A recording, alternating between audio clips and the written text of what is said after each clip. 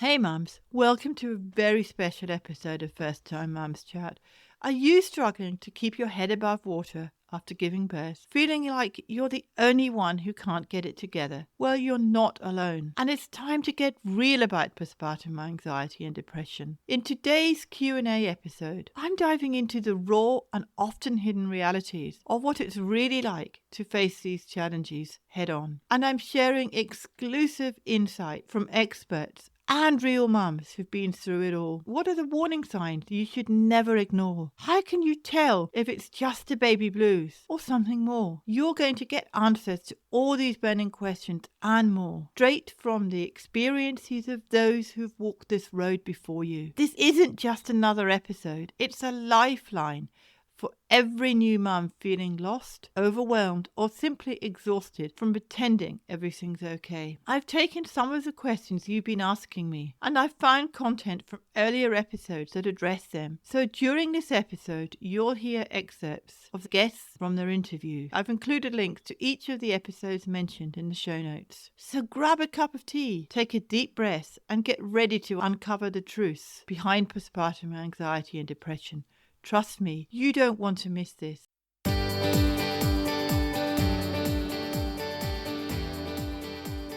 If you're a new mum, or if you're about to commence your parenting journey, then you'll know that many women in our modern fast-paced world feel alone and unsupported. Many are isolated and lack support from members of their family, such as their mothers or other close feminine role models. I'm your host, Helen Thompson, and I'm a childcare educator and baby massage instructor with many years' experience working with families. I started the First Time Mums Chat podcast in 2021 to help support mums as they face the challenges and struggles that parenting often involves, particularly when getting started for the first time. To help ease your transition into parenthood, I aim to offer supportive, holistic approaches and insights for mums of babies aged mainly from 4 weeks to 10 months old.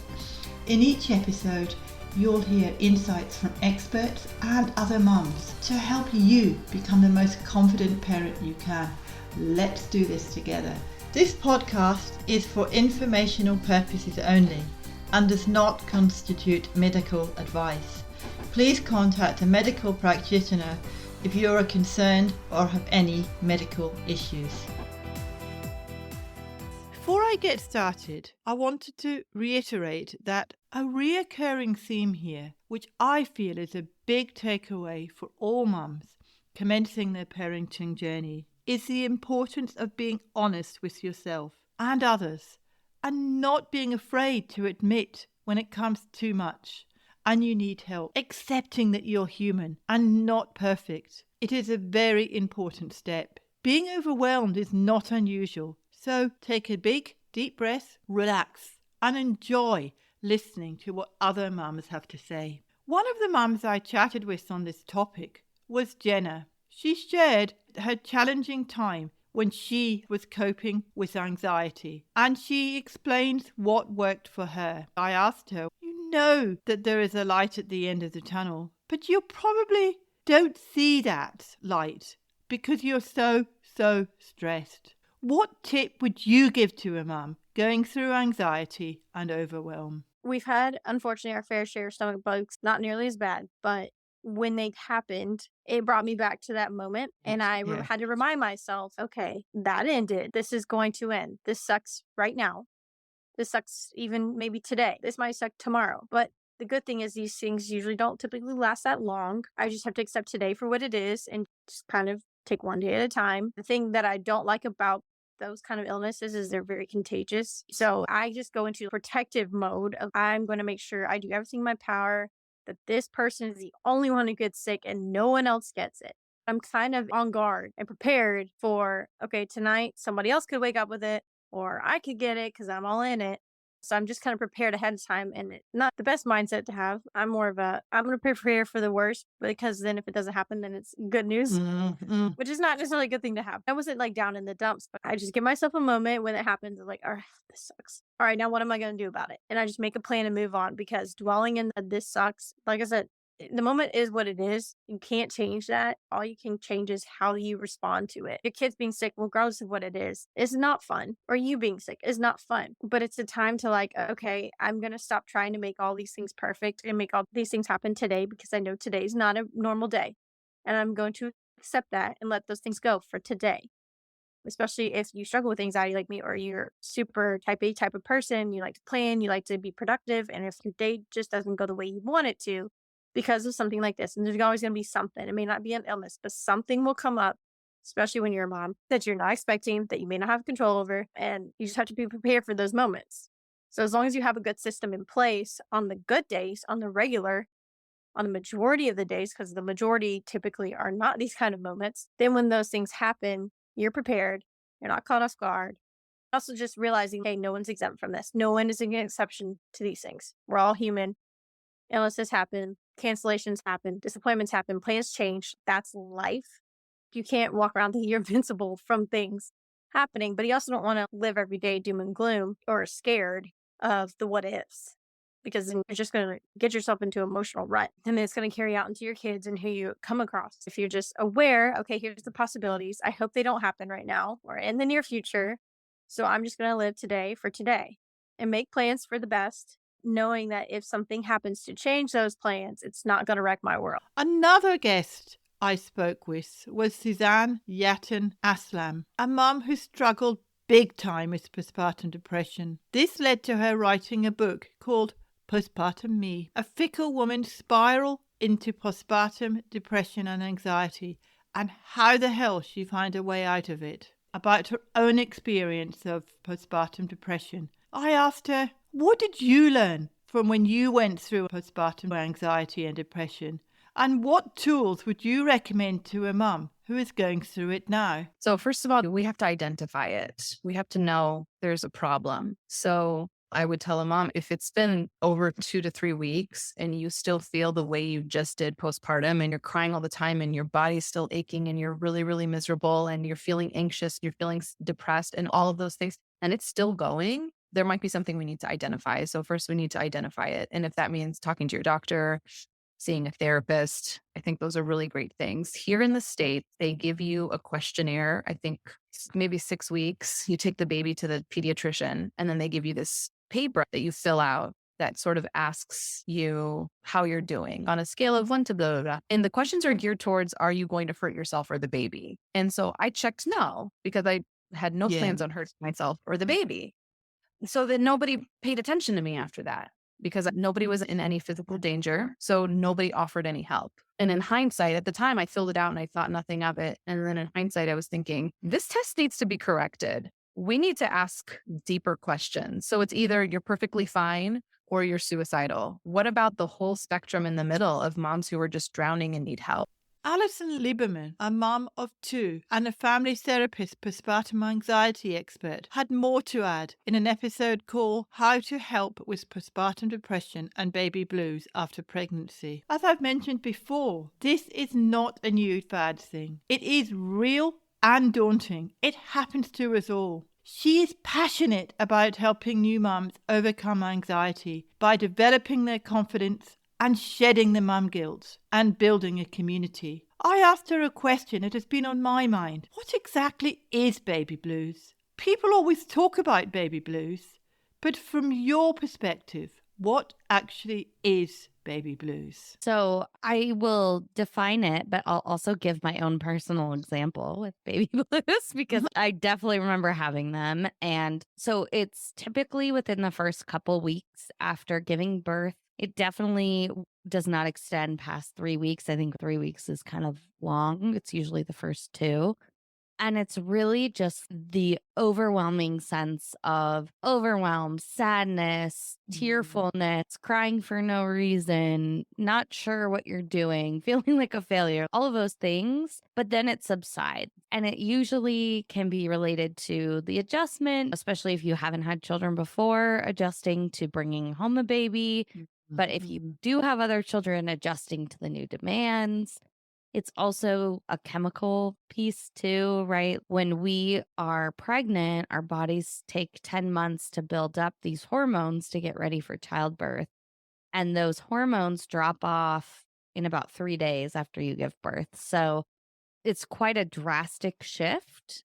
And so that kind of contributes to the baby blues too. Not everybody experiences them, but most women do. For me, I remember we were having friends come over for dinner. They were bringing dinner over. At least in the US, that's the customary thing. You offer to bring dinner over and meet the baby. And I walked out of my bathroom and I closed the door behind me, and my dog was in there. He was in there for maybe 30 seconds and barked. So it was not a bad thing, but I could not stop crying. And I was like, he's going to think I hate him. I locked him in the bathroom. And our friends came over and they were like, what is happening? And I was like, I can't stop crying. I don't know why. And it was very much just like overwhelming feeling that I couldn't move past. But when I look at it now, even the next day, I can't believe I was that upset about that. But it was very upsetting at the time. And so those are just sort of those reactions during that baby blues time. Once they subside, you might still have some of those things once in a while, but it shouldn't be an everyday thing. If it is, you've sort of moved into some postpartum mental health stuff. I spoke to Dr. Guanotta in a podcast episode titled Returning to Work After Maternity Leave, the Intense Mental Challenges. The mental challenges of returning to work after maternity leave is not easy for any mum. A lot of mums face anxiety when going back to work. Dr. Emily Guanotta is a licensed clinical psychologist who specializes in treating maternal mental health conditions like postpartum depression and maternal mental health. She understands the challenges that motherhood can bring and is passionate about supporting parents through every step of their journey. In my own experience as a childcare educator, I have observed how this is for a mother. They are stressed, which also makes the child stressed. So their anxiety is even worse. I spoke to Dr. Guanotta in a podcast episode recently, and I asked her, what sort of advice would you give to a mum who is going through that trauma and doesn't have the support from their colleagues? The number one thing that I always tell moms when they're preparing to go back to work is to understand that it is going to be a transition. So to have really realistic expectations for themselves, I tell them, don't expect to go back the first day and feel like yourself, and don't push yourself too hard, too fast. Give yourself time to acclimate back. And even if you're feeling that pressure from your boss or your colleagues, you need to take a step back and tell yourself, I'm going to take this time because I know I've been through a lot, and to put that into place for themselves, even if they're getting that pressure from other people. I also think it's very important to know your legal rights wherever you live. So here in the US, we have state laws around requiring mothers who are breastfeeding to have time to pump at work, and just really educate yourself on what your rights are. So if your company is giving you a hard time about that, you know legally what you're entitled to. Breastfeeding can be stressful for mums. And in an episode titled, How Can Breastfeeding Enhance or Protect a Mum's Health After Giving Birth?, I chatted with author Kelly Durbin about how can breastfeeding enhance or protect a mum's health after giving birth. Kelly is an international board certified lactation consultant, childbirth educator, author, and has a wide range of knowledge on this topic. Breastfeeding can be challenging for some mums, and breastfeeding problems can lead to anxiety when your baby arrives. So I asked Kelly this question, which has been on my mind for a very long time, and I wanted to share this with you. How can breastfeeding enhance or protect the mother's health in the short term, immediately after birth of their baby? That's a great question. So immediately after the birth, the placenta is delivered after the baby is delivered. And that leaves a pretty large wound inside the uterine wall. And because the uterus can and does often bleed after birth, it's imperative that the uterus begins to shrink and clamp down on the blood vessels in the space where the placenta detached from the uterine wall. The way that Mother Nature facilitates this is by breastfeeding, because when the baby is latched right after birth, breastfeeding causes uterine contractions. And the entire purpose of this is to send the message to the uterus to shrink the uterus down. And that allows those blood vessels to clamp down and to shrink so that blood isn't flowing very excessively, or it's not freely flowing from the site where the placenta was attached. So in that way, breastfeeding immediately after birth, and by that I mean within the first 60 to 90 minutes, that helps the uterine wall to shrink. The uterus will eventually go back to its regular pre-pregnancy size, and those blood vessels become smaller and smaller so that they cannot bleed freely, which leads to a dramatic decrease in the risk of postpartum hemorrhage. And that is a life-saving measure for maternal health. Not only did Lisa Quinney suffer from postnatal depression with her second child, but she was miles away from her family and friends who were in Germany. She is now an advocate for mothers suffering from postnatal depression. I asked, what are the signs that you had that could give insight to other mums? I think there are two ways of looking at that. So one is the signs that you feel yourself that mums might want to know, like how can I assess myself and reflect on how I'm feeling to maybe identify if there's something not quite right. Then there's the other perspective of what can health professionals do, GPs, what are they spotting? What can they ask for? I know they're the screening tools, but to be completely honest with you, if there's no trust with the woman they are seeing, the screening tools are completely useless. I know this is a big statement, but honestly, I filled them out, but I didn't trust anyone at the time because I felt so judged and so scared of what they might do or say to about my parenting and how I was going. I didn't feel like it was safe to truthfully answer those questions. So there's no trust. So for the mums, if you feel like you're struggling to get through the day, if you are teary often, if you just don't feel like yourself anymore, if you don't enjoy parenthood like you thought you would, the first few days are really tough to adjust. And it doesn't matter if it's your first baby or second or third baby, it's always different and it's always challenging. And then also the lack of sleep. So if you notice, for example, that even when the baby is sleeping, you can't go to sleep because you're ruminating, you have lots of thoughts. Maybe you keep listening to the baby and you just can't seem to settle or rest. That's a sign that I think would be a good idea to get some help, to talk to someone.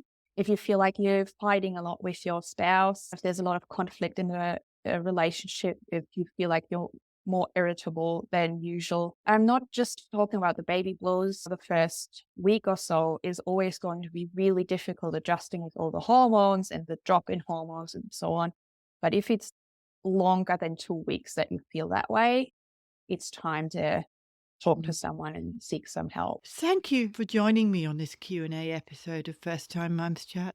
I hope these shared experiences, expert insights, and heartfelt advice have brought you some comfort and clarity as you navigate the challenges of postpartum anxiety and depression. Remember, it's okay to ask for help, to have tough days, and to lean on others when things feel overwhelming. You're not alone in this journey, and there's a community of support waiting for you. As you take each day one step at a time, know that it's perfectly normal to feel the way you do, and there are resources and people ready to help you through. I've included links to the full episodes so you can dive deeper into any topic that resonates with you. If you've enjoyed this episode, please consider subscribing, leaving a review, and sharing with other mums who might benefit from this conversation. And if you have more questions or topics you'd like me to cover, don't hesitate to reach out. I'd love to hear from you. Got a burning question that you want to ask? Go to mybabymassage.net/message and send it to me. It only takes a moment. That's mybabymassage.net/message. In the next episode, I'll be doing another Q&A around baby massage, which is so dear to my heart, covering many of the questions I'm regularly asked about. Until next time, take care of yourself, mums. Be gentle with your journey, and remember you're doing an amazing job.